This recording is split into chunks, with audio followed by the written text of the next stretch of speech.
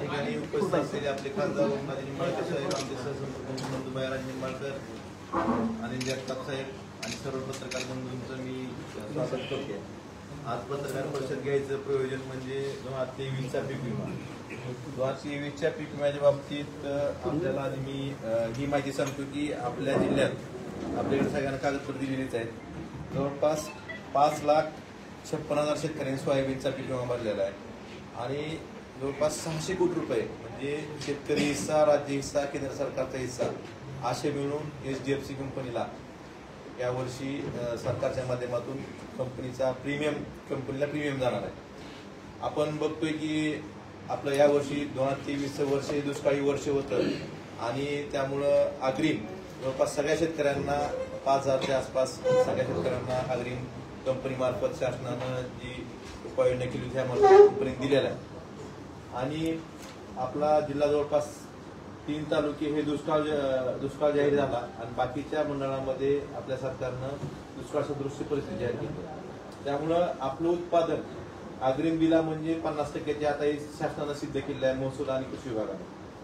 आपल्या जवळपास ह्या 600 कोटीच्या मध्ये सोयाबीनचा विचार केला तर 2763 कोटी रुपये ही विमा संरक्षित रक्कम होती आणि 50% जरी नुकसान गृहीत धरलं त्याचं तर कमीत कमी आपल्याला 1300-1350 कोटी रुपये आपल्या जिल्ह्याला सरकारने जी ही केली होती दुष्काळ जाहीर केला किंवा 50%च्या जाणीवर जाहीर केली त्याप्रमाणे मिळणं अपेक्षित होतं.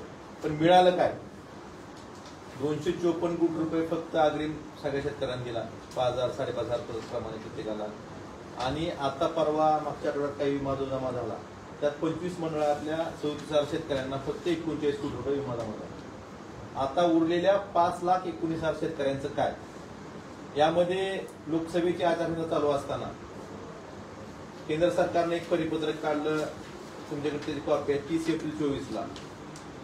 काही लोक मागेही 2020च्या बाबतीत असं केंद्र सरकारनं परिपत्रक काढलं होतं आणि तिथल्या अधिकाऱ्यांनी ज्यावेळेस केंद्र सरकारचं परिपत्रक सांगितलं त्या अधिकाऱ्याला दाब देऊन नंतर स्पष्टीकरण घेतलं होतं, मला आठवत असेल तर.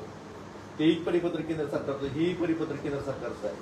आणि ह्या परिपत्रकानुसार जे कॅल्क्युलेशन फॉर्म्युला सरकारनं ठरवला त्यामुळं आता जे काही मंडळ आहेत त्यानंतर जिल्हाधिकाऱ्यांनी एक पत्र दिलं आहे, SUने एक पत्र दिलेलं आहे. आता जो 5,001 आपण 5,000 काहीतरी विमा दिलेला आहे त्यात सुद्धा शेतकऱ्यांवर पैसे निघाले.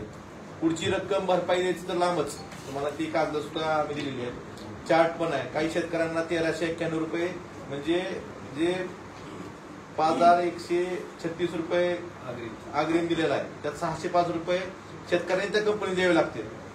एका शेतकऱ्याला 4,421 रुपये मिळाले, ते 1,391 रुपये त्याला कंपनी द्यावे लागतात. अशा पद्धतीचं परिपत्र केंद्र सरकारनं कंपनी धार्जिन काढल्यामुळं हे परिपत्र फक्त महाराष्ट्रापुरतं आहे.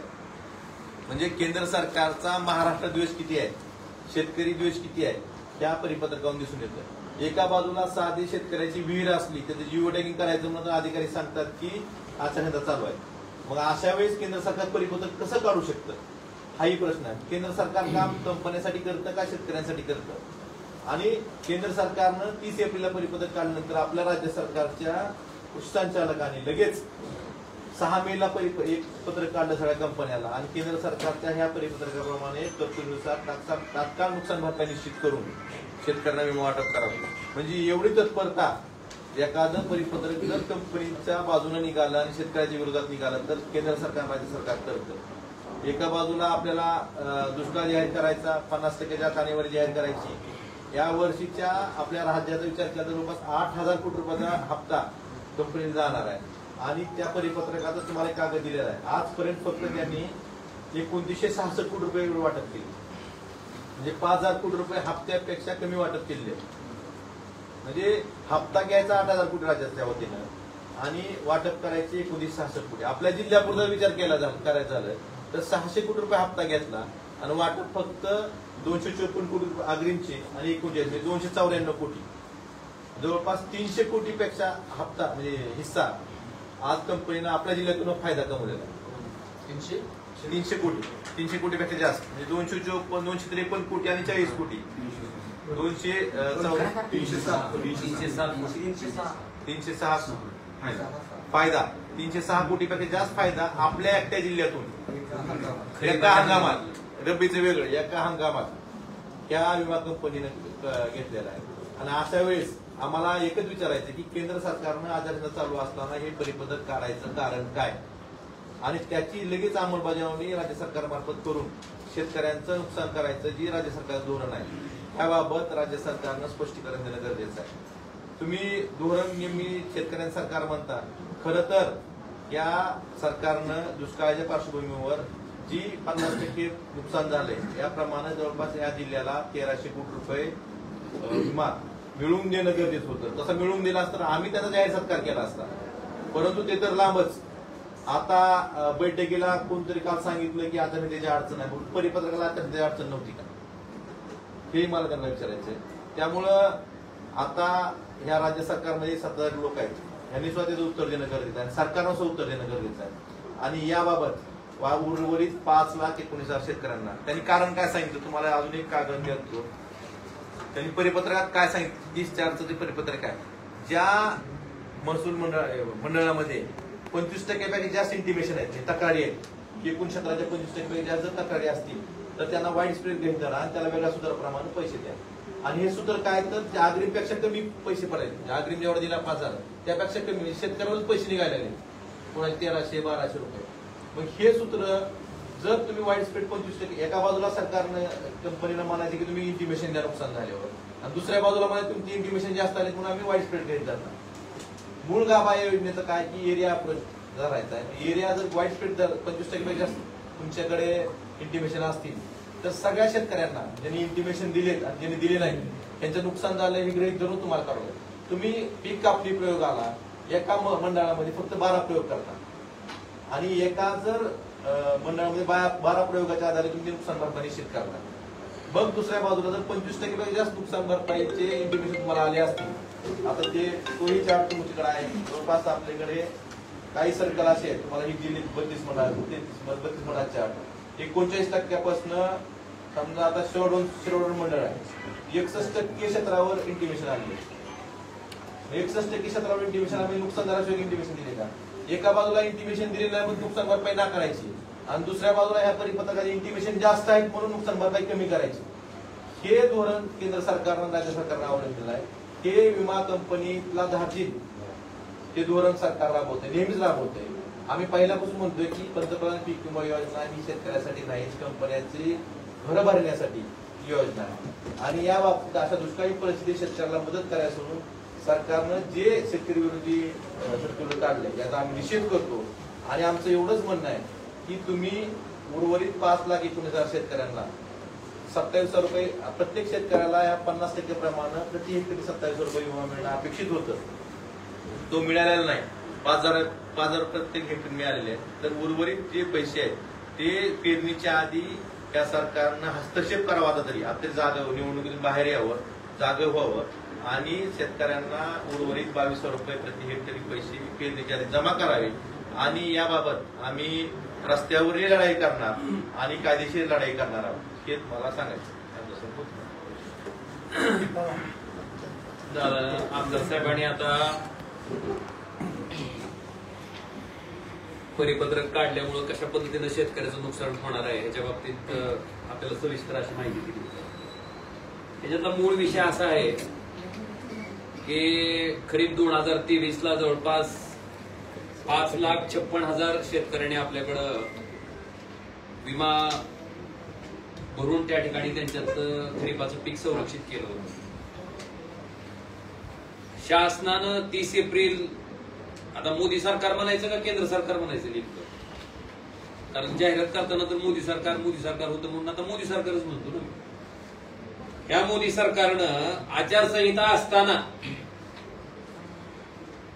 जुन्या गाईडलाईन्स प्रमाणे शेतकऱ्याला पैसे चांगले मिळाले असते, मिळत होते, पण कंपनीचे पैसे चाललेलं त्यांना दुःख होतं आणि कंपनीचे पैसे वाचवण्यासाठी हे 30 एप्रिल 2024चं परिपत्रक त्या ठिकाणी मोदी सरकारनं आचारसंहिता असताना काढलं.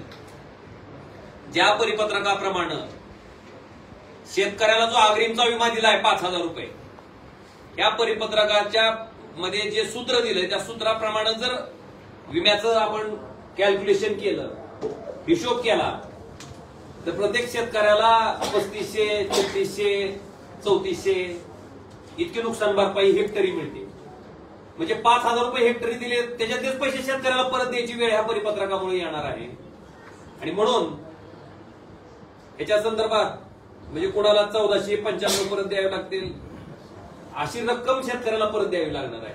म्हणजे जी अग्रिमची मिळाली त्याच्यापासून मला वाटतंय अशा पद्धतीनं परिपत्रक काढायचं. आणि शेतकऱ्याच्या बाबतीत बरं गंमत अशी आहे की परिपत्रक फक्त महाराष्ट्रासाठीच आहे. आणि खास करून महाराष्ट्रात जर आपण विम्याचा विचार केला तर मराठवाड्यातले जे येणारे जिल्हे आहेत मला वाटतं इथं हा खरीपाचा विमा मोठ्या प्रमाणात त्या ठिकाणी भरला जातो. त्यामुळे महाराष्ट्रातल्या शेतकऱ्यावर किती मोठ्या प्रमाणात अन्याय करायचा, किती द्वेष असावा मला वाटतं हे त्याचं हे मूर्तिमंत उदाहरण आहे. आज ज्या पद्धतीनं 2020च्या विम्याच्या बाबतीत सुप्रीम कोर्टानं इंटिमेशन न दिलेल्या शेतकऱ्याला सुद्धा वाईड स्प्रेड गृहीत धरून तुम्ही त्या ठिकाणी नुकसान भरपाई द्या अशा पद्धतीची ऑर्डर त्या ठिकाणी सुप्रीम कोर्टानं दिली होती. ज्यावेळेस आमदार साहेबांच्या माध्यमातून आपण सुप्रीम कोर्टात गेला होता त्यावेळेस माझी आता एवढीच मागणी आहे की जवळपास 5,56,000 शेतकऱ्यांनी विमा भरला. वाईड स्प्रेड आपण गृहीत धरल्यानंतर त्यांनी मान्य केलं वाईड स्प्रेड आहे. आता सरकारनं दुष्काळ जाहीर केलायच की कुठं दुष्काळ सदृश्य परिस्थिती जाहीर केली. मग तुम्ही दुष्काळ जाहीर केला असेल, वाईड स्प्रेड असेल तर जी विमा संरक्षित केलेली रक्कम आहे त्याच्याप्रमाणे 50% नुकसान झालंय असं गृहीत धरून त्या ठिकाणी जवळपास 2700 कोटी रुपये इतके रक्कम आपल्या जिल्ह्याला मिळणं विम्याच्या भरपाई पोटी अपेक्षित आहे. या 2700 कोटीचा हिशोब जर आपण केला नाही बरोबर आहे. संरक्षित रक्कमच्या 50% म्हणजे संरक्षित रक्कम आहे आपली जवळपास 2700 कोटी. 2763 निम्म जर आपण हिशोब केला 1350 कोटी रुपये तर 1350 कोटी रुपये इतकी विमा संरक्षित रक्कम आपल्याला मिळणं अपेक्षित आहे. आणि त्याचा हिशोब आपण जर हेक्टरी घातला तर साधारणतः 27,000 रुपये प्रति हेक्टरी शेतकऱ्याला विमाची भरपाई मिळणं गरजेचं आहे किंवा तो त्याचा हक्क आहे, अधिकार आहे.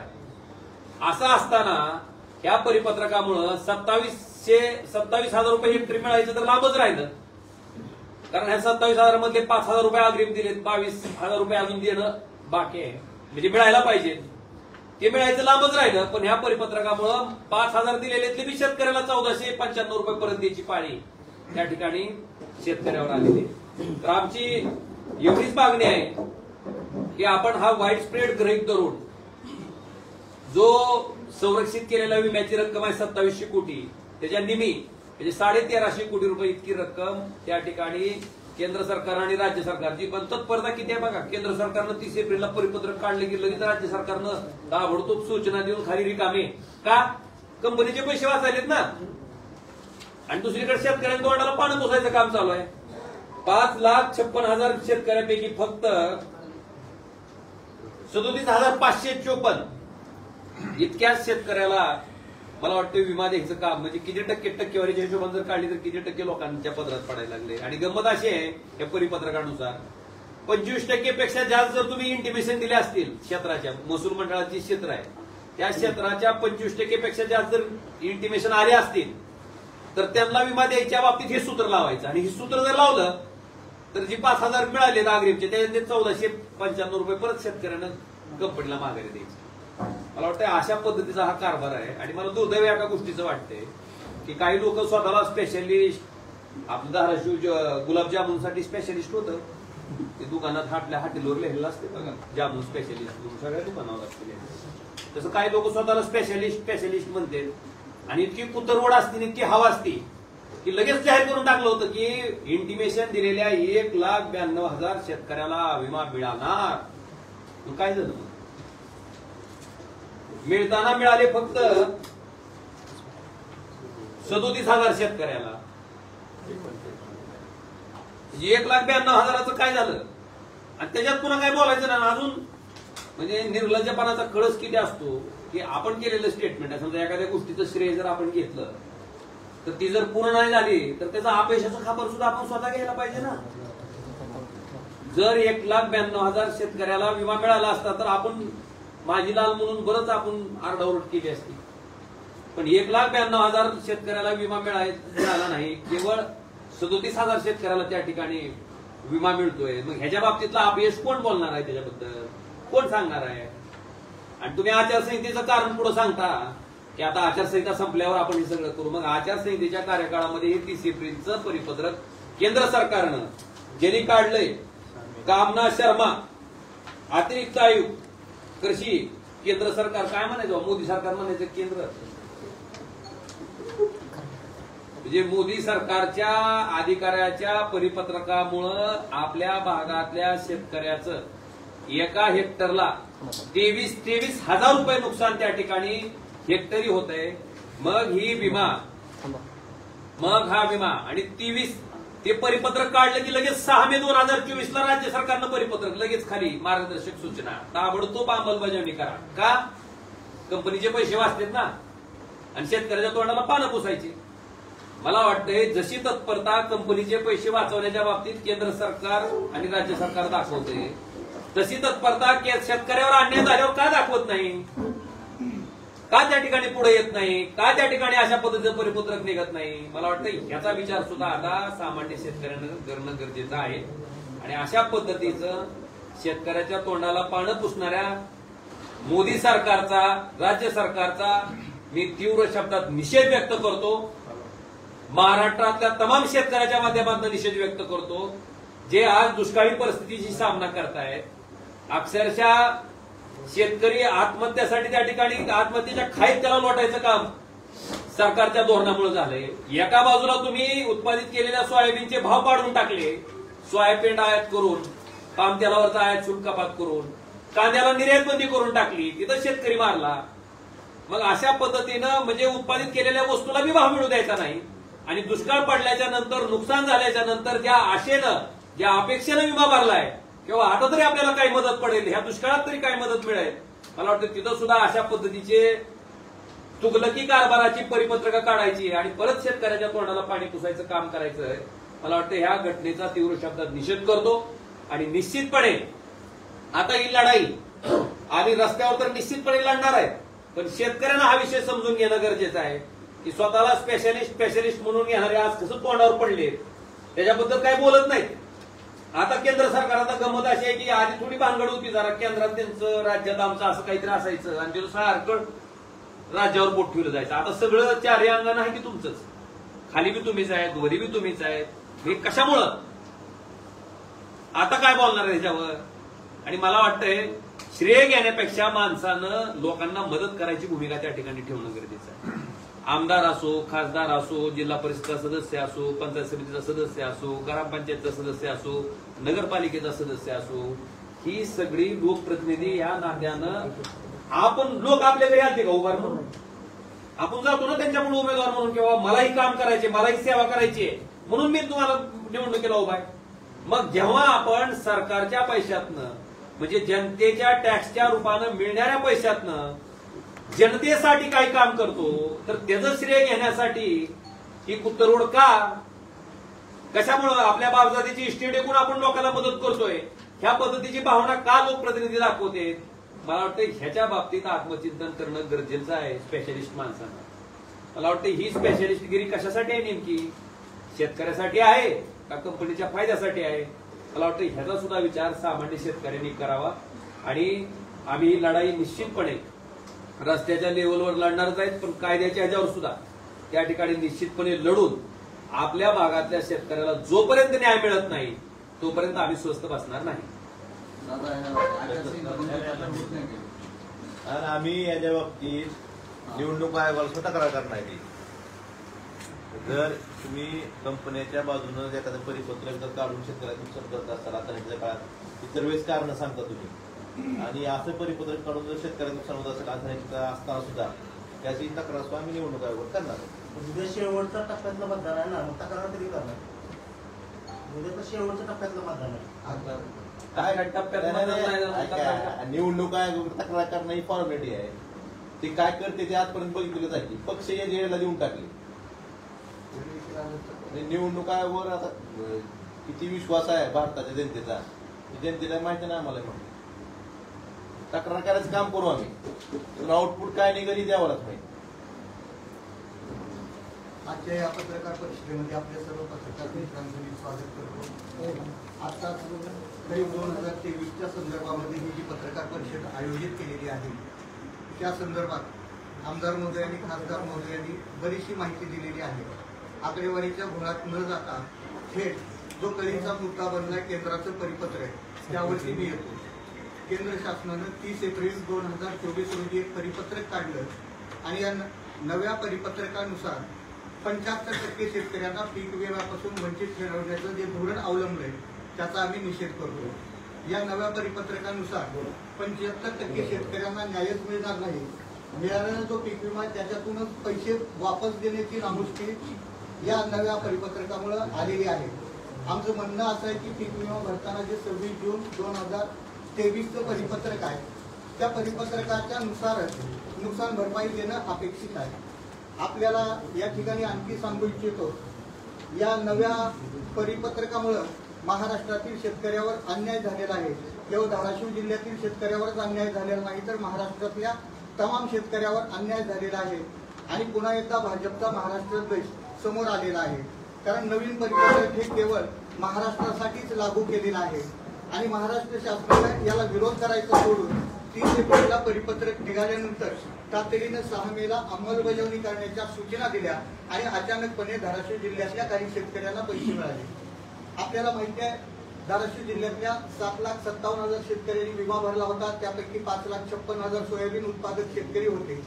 जिल्ह्यात दुष्काळ पडला. 21 दिवसाचा पावसाचा खंड पकडून आपण मागणी केल्यानंतर माननीय जिल्हाधिकाऱ्यांनी अधिसूचना काढली आणि अगोदर 40 महसूल मंडळाला 25% अग्रिम दिला होता. 17 महसूल मंडळ वंचित होते. त्यासाठी मी स्वतः नारंगवाडीला रस्ता रोको करण्याचं नियोजन केलं होतं आणि ज्या दिवशी रस्ता रोको होता नारंगवाडीला त्याच दिवशी 17 महसूल मंडळाची अधिसूचना निघाली आणि अशी एकूण धाराशिव जिल्ह्यातल्या 57 महसूल मंडळाला 25% अग्रिमची 254 कोटी रुपये रक्कम दिली गेली. त्यानंतर सप्टेंबरमध्ये काही प्रमाणामध्ये पाऊस झाला आणि त्या नुकसानीच्या पूर्वसूचना या जिल्ह्यातल्या शेतकऱ्यांनी पीक विमा कंपनीला दिल्या गेल्या. तो आकडा होता 1,92,000.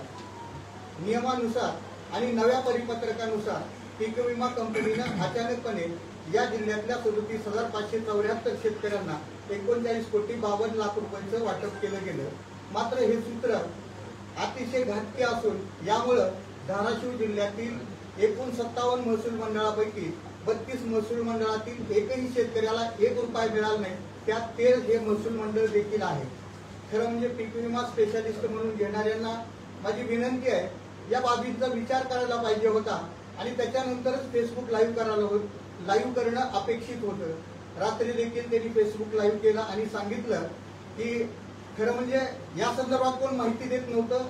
कशामुळे हा पीक विमा मिळत नाही त्याची मुख्य कारण काय ते कोणी सांगत नव्हतं. मी ज्यावेळेस या वर्तमानपत्रातून आपल्या सर्वांच्या माध्यमातून 2-3 दिवस सततच्या बातम्या चालवल्या आणि त्यात हे निदर्शनास आणून दिलं की हा सगळा जो घोळ झालाय तो 30 एप्रिल 2024च्या परिपत्रकामुळे. त्यानंतर काही जणांनी रात्री घाई गडबडीनं फेसबुक लाईव्ह केलं आणि सांगितलं की मी कृषी मंत्र्यांना भेटलोय. आचारसंहिता संपल्यानंतर तातडीनं आम्ही त्याच्यामध्ये बैठक घेऊ आणि काही ना काही मार्ग काढण्याचा निर्णय घेऊ. आपण उपमुख्यमंत्री देवेंद्र फडणवीस यांची सुद्धा मदत घेतोय असंही सांगितलं. खरं म्हणजे तशी बैठक झाली आणि काय निर्णय झाला आणि त्याच्यातून चांगला आउटपुट मिळाला तर त्याचं आम्ही स्वागत करू. परंतु त्याचे अनुभव अतिशय वाईट आहेत. एक नमुना मी या ठिकाणी आपल्याला आणून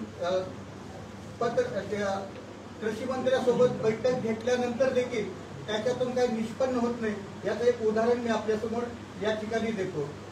आपल्याला आठवत असेल 2022ला केंद्रीय परिपत्रकाचा आधार घेत भारतीय कृषी विमा कंपनीनं या जिल्ह्यातल्या शेतकऱ्यांना केवळ 50%च रक्कम दिली होती.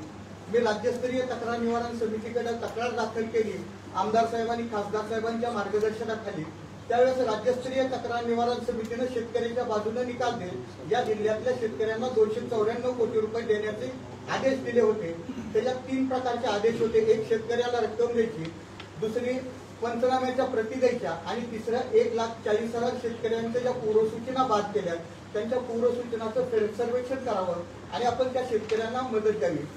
राज्यस्तरीय तक्रार निवारण समितीची बैठक लावण्यासंदर्भात आदरणीय आमदार कैलासदादा पाटील यांनी विधानसभेत हा मुद्दा उचलला आणि कृषी मंत्र्यांना अगदी 15 दिवसाच्या आत आम्ही अशा प्रकारची बैठक लावू असं सांगणं त्यावेळेस भाग पाडलं. त्याच्यानंतर या जिल्ह्यातल्या काही जणांनी हे श्रेय मला मिळेल किंवा आमदार कैलास पाटील, खासदार ओमराजे यांना मिळेल म्हणून त्या अगोदर कृषी मंत्र्यांसोबत बैठक लावली. आणि खरं म्हणजे राज्यस्तरीय तक्रार निवारण समितीला हे निर्णय घेण्याचे अधिकार आहेत. मात्र ती बैठक लावली गेली आणि काही गडबडीत त्या बैठकीतून कृषी मंत्र्यांनी आदेश दिले की 1 महिन्याच्या आत भारतीय कृषी विमा कंपनीनं या जिल्ह्यातल्या शेतकऱ्यांच्या पंचनाम्याच्या प्रती कृषी अधीक्षक यांना द्याव्या. ही बैठक झाली 28 जुलै 2023 ही मंत्रालयातल्या मीटिंगची कॉपी आहे. आपल्याला ही आपण या ठिकाणी देऊ इच्छितो. 28 जुलै 2023 1 महिन्याच्या आत पंचनाम्याच्या प्रती देऊ असे आदेश झालेले असताना देखील अद्यापपर्यंत पंचनाम्याच्या प्रती आपल्या हातामध्ये पडलेल्या नाही. पंचनाम्याच्या प्रतीच्या आत्ताच आपण याच्यासाठी धरतोय की पंचनाम्याच्या प्रती जर आपल्या हातामध्ये पडल्या तर 2 सख्या भावांना एकाच गट नंबरमध्ये असमान विमा का पडला आणि विमाची रक्कम का पडली याचा उलगडा होणार आहे. या संदर्भात या जिल्ह्यातल्या 2 शेतकऱ्यांचा मी या ठिकाणी नामोल्लेख करतो. एक तुळजापूरचे गड्डे नावाचे शेतकरी आहे आणि धाराशिव तालुक्यातले माने नावाचे शेतकरी आहेत. त्यांनी पीक विमा कंपनीकडून माहितीच्या अधिकारामध्ये माहितीच्या पंचनाम्याच्या प्रती मिळवल्या आणि त्यांना धक्काच बसला. कारण ज्या ठिकाणी त्यांना 3,07,000 इतकी नुकसान भरपाई मिळणं अपेक्षित होतं तिथं त्यांना 74,000 इतकीच तुटपुंजी रक्कम दिली होती. म्हणजे पंचनाम्याच्या प्रती हातात आल्या तर या जिल्ह्यातल्या शेतकऱ्याला आणखी 400 ते 500 कोटी रुपये मिळू शकतात. मात्र त्या पंचनाम्याच्या प्रतीच दिल्या गेल्या नाही. त्यामुळे या पंचनाम्याच्या प्रती महत्वाच्या आहेत. म्हणून मला या ठिकाणी सांगायचं, महाराष्ट्राच्या कृषी मंत्र्यांच्या आदेशाला देखील पीक विमा कंपनी जुमानती का नाही हे आता आपणच तपासून पाहावं. उद्या आचारसंहिता संपल्यानंतर इतरांनी सांगितल्याप्रमाणे त्यांच्यासोबत बैठक झाली आणि काय आदेश निघाले तर त्याची अंमलबजावणी होईल का हे देखील आपण पाहणं महत्वाचं आहे. म्हणून या ठिकाणी आताच आमदार आणि खासदार महोदयांनी सांगितल्याप्रमाणे 30 एप्रिल 2024च्या केंद्र शासनाच्या परिपत्रकाची आम्ही होळी करणार आणि पीक विमा भरते वेळेस जे 26 जून 2023चं परिपत्रक आहे त्याच्यानुसारच या जिल्ह्यातल्या शेतकऱ्यांना नुकसान भरपाई मिळाली पाहिजे. आम्ही एवढं करून न थांबता ज्यावेळेस विसंगत अशी रक्कम पडायला लागली आणि 32 महसूल मंडळं वंचित राहिली, मी तातडीनं जिल्हाधिकारी आणि जिल्हा कृषी अधीक्षक यांना भेटलो. ही विसंगती त्यांच्या निदर्शनास आणून दिली. जिल्हाधिकारी महोदयांचे आणि कृषी अधीक्षक महोदयांचे मी आभार मानेन. त्यांनी तातडीने महाराष्ट्र शासन आणि कृषी आयुक्ताला पत्र लिहिलं.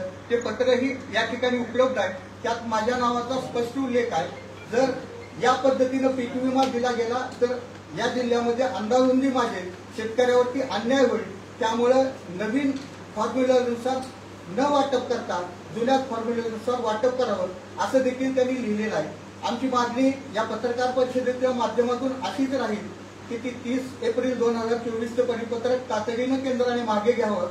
महाराष्ट्रावरती जे जुलमी परिपत्रक आहे शेतकऱ्यावरती अन्याय करणार आहे आणि 26 जून 2023 पीक विमा भरते वेळेस जे परिपत्रक होतं त्या परिपत्रकानुसारच धाराशिव जिल्ह्यातल्या शेतकऱ्यांना नुकसान भरपाई मिळाली पाहिजे. खरीपाची पेरणी तोंडावरती आहे. शेतकरी राजा अगोदर दुष्काळामुळे अडचणीत आहे. त्यात आजच्या अडचणीत न घालता तातडीनं मदत मिळावी. आताच आमदार महोदय आणि खासदार महोदयांनी जी आकडेवारी सांगितली त्या आकडेवारीप्रमाणे या जिल्ह्यातल्या शेतकऱ्यांना पीक विमा मिळावा अशी आमची विनंती आहे.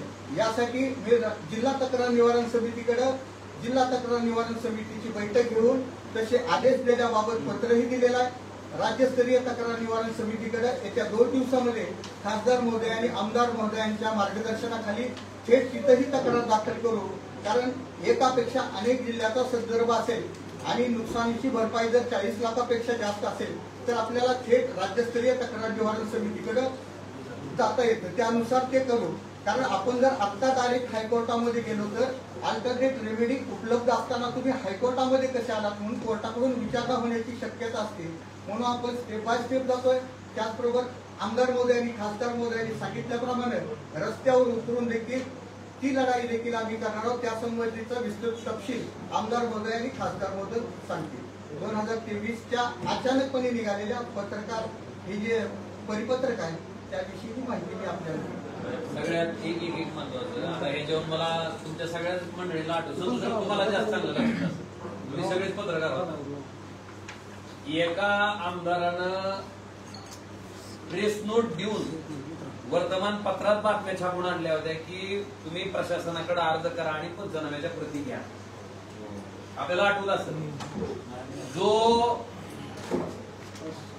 कलेक्टर ऑफिसचा गोंधळ झाला होता त्याच्या पाठीमागचं मूळ हेच होतं की पंचनाम्याच्या प्रती प्रशासनाकडेच नाहीत आणि प्रशासनाकडे प्रती नसताना हा आमदार का सांगतोय लोकांना, शेतकऱ्याला की तुम्ही अर्ज करा आणि पंचनाम्याच्या प्रती घ्या. आता ह्या घटनेला जवळपास 6 वर्ष झाले. ह्याच घटनेच्या अनुसरून तुमच्या कृषी मंत्र्यानं राज्याच्या आदेश दिलेत कंपनीला की 1 महिन्याच्या आत तुम्ही पंचनाम्याच्या प्रती द्या. त्याला जाऊन आज मला वाटतं किती 10 महिने झाले. मग ह्या पंचनाम्याच्या प्रती अद्याप सुद्धा मिळाल्या नाहीत आणि हे शहाणं सांगत होतं की शेतकऱ्याला अर्ज करा आणि पंचनाम्याच्या प्रती घ्या. मला वाटतं हा धिंगावा कशामुळं, आणि मला त्याच गोष्टीचा राग होता. त्या दिवशी जो माझी चीड होती ती ह्याच गोष्टीची होती की काही कारण नसताना, तुमच्याकडे प्रती उपलब्ध नसताना तुम्ही कुठल्या अधिकारात शेतकऱ्याला निश्चित काळं कागद म्हणजे दाखवायचं, लोकांना दाखवायचं, नाडी लावल्यासारखं लोकांना दाखवायचं की मी तुमच्यासाठी काहीतरी करतोय. मला वाटतं ही पद्धत अतिशय चुकीची आहे, अयोग्य आहे. आणि आज मला वाटतं ह्यांच्यामुळे अजून माझ्या ते लक्षात आलं. मला वाटतं हा प्रश्न तुम्ही सुद्धा त्यांना विचारणं गरजेचं आहे की ज्याच्यामुळे इतकं रामायण महाभारत त्या जिल्हाधिकारी कार्यालयात झालं होतं, त्या पंचनाम्याच्या प्रती शेतकऱ्याला का मिळू शकल्या नाहीत, का दिल्या गेल्या नाहीत. मला वाटतं हा प्रश्न आज सुद्धा अनुत्तरित आहे. आणि राज्यस्तरीय तक्रार निवारण समितीकडे ज्यावेळेस हा विषय गेला पंचनाम्याच्या बाबतीत, त्यावेळेस गाईडलाईन ज्या आहेत आपल्या विमा योजनेच्या, त्यात स्पष्ट असा उल्लेख आहे की ह्या पोर्टलवर सगळ्या पंचनामे अपलोड केले पाहिजे. राज्यस्तरीय तक्रार निवारण समितीत तो पण निर्णय दिला होता अपलोड करा, पण अद्यापपर्यंत 2022च्या बाबतीतला जे पंचनामे अद्यापपर्यंत एकही पंचनामे कंपनीनं अपलोड केलेली नाही. म्हणजे ह्याला कृषी मंत्र्याचं देणं गेलं नाही, राज्यस्तरीय तक्रार निवारण समितीनं दिलेल्या आदेशाचं घेणं देणं नाही. तर मी लक्षात येतो. आणि मला अगदी तोच विषय मी मांडतोय की एकाच गट नंबर मध्ये भावाची वाटणी झालेली असताना, भाऊ वाटणी आहे, क्षेत्र दोघांचं समान आहे, एकाला एका रेटनं तुम्ही म्हणजे एकाला 22,000 दिलाय, एकाला 2,000, म्हणजे ही कुठली पद्धत आहे. आणि म्हणून त्या पंचनाम्याच्या प्रती मिळणं नितांत गरजेचं आहे. पण अद्यापर्यंत त्या प्रती मिळाल्या नाहीत. जे सरकार म्हणून फार स्वतःच श्रेय दाखवायचा प्रयत्न करतात, इतके 1,000 कोटी आणले, तितके 1,000 कोटी आणले. मला वाटतंय त्यांचं सरकार असताना शेतकऱ्याचे एवढे हजारो कोटी रुपये ज्या कंपनीने बुडवले त्याचं पण श्रेय घेणार का, त्याच्या बाबतीत बोलणार का. मला वाटतं हा माझा मूळ प्रश्न. एक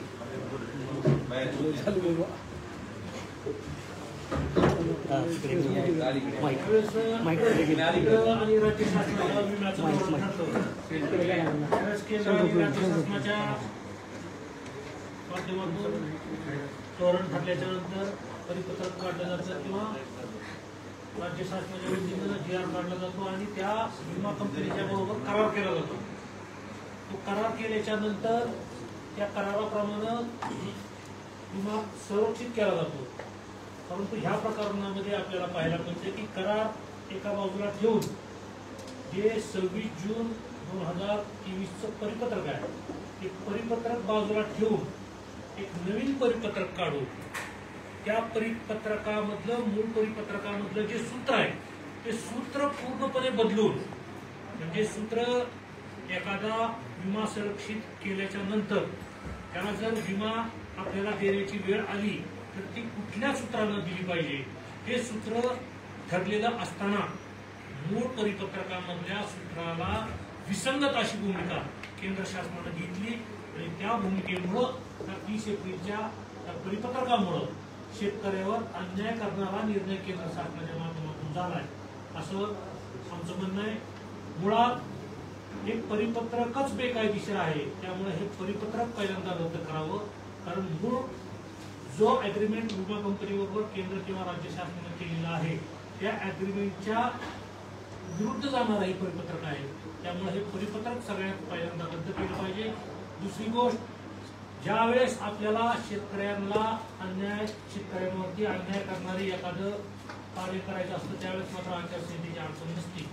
आणि काल फेसबुक लाईव्हद्वारे सांगण्यात आलं की आचारसंहिता संपल्याच्या नंतर कृषी मंत्र्यांच्या बरोबर आम्ही बैठक घेऊ. शेतकऱ्यावर अन्याय करण्यासाठी आचारसंहितेची अडचण येत नाही, परंतु ज्यावेळेस शेतकऱ्यांना न्याय देण्याची वेळ येते त्यावेळेस मात्र आचारसंहितेचं कारण सांगितलं जातं।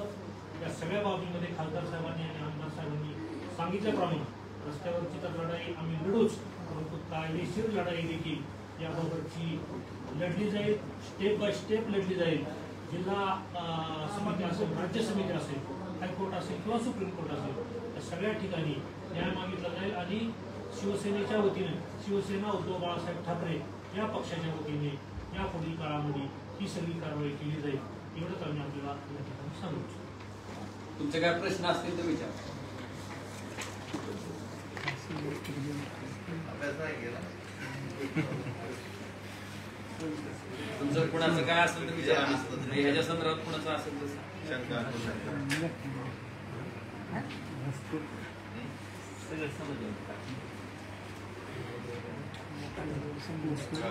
आणि अजून एक विषय मागच्या वर्षी नाही अजून एक महत्वाचा विषय आहे ना, मागच्या वर्षी या सरकारनं आपले 3 तालुके दुष्काळ जाहीर केले, 3 तालुके दुष्काळ जाहीर केले आणि बाकीची मंडळं त्यांनी दुष्काळ सदृश म्हणून जाहीर केली।